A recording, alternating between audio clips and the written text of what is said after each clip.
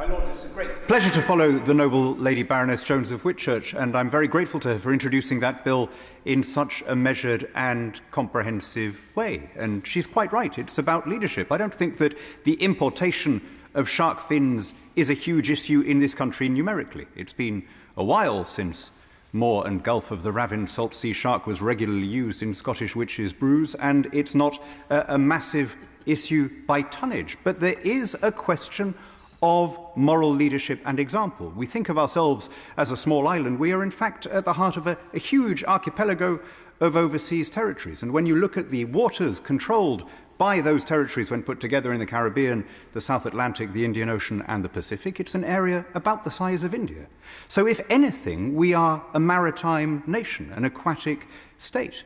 And it's therefore incumbent on us to show a commensurate sense of responsibility when it comes to the stewardship of marine life. I would just make one point, which is that we are enabled to pass bills of this kind because we now have our own trade policy. I know it's a point that's unpopular in this chamber, but it is worth saying that rather as happened when we unilaterally lifted all our tariffs and restrictions on Ukrainian exports, this is an opportunity for us to show leadership in the hope that our friends and allies in the European Union will follow.